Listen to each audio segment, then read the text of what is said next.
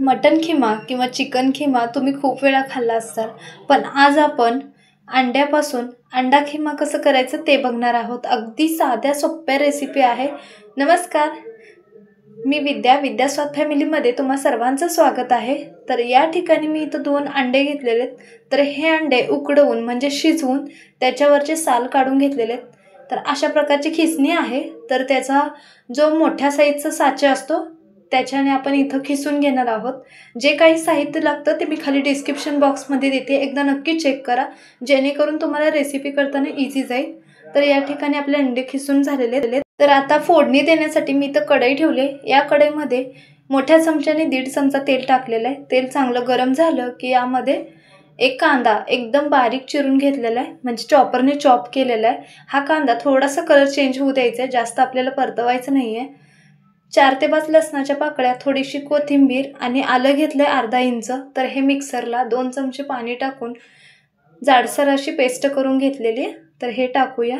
तर याच्यामध्ये चवीनुसार काळं तिखट टाकते, थोडीशीच हळद टाकायची आपल्याला। त्याच्यानंतर चवीनुसार मीठ टाकूया। त्याच्यानंतर मी रेडीमेड जो चिकन मसाला भेटतो तो घेतलेला आहे। तुम्ही कोणत्याही ब्रँडचा किंवा गरम मसाल्याचा वापर करू शकता। सर्व परतून घेऊया एखादा मिनिटभर।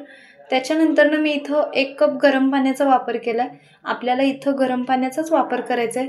सर्व मिक्स करून घ्यायचं आहे आणि याच्यावरती प्लेट झाकून 1-2 मिनिटं हा मसाला शिजवून घेऊया आपण। तर या ठिकाणी 2 मिनिटं झालेले आहेत।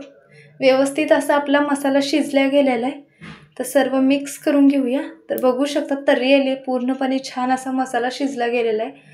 त्याच्यामध्ये खिसून घेतलेले अंडे टाकूया आणि हे सर्व मिक्स करूया।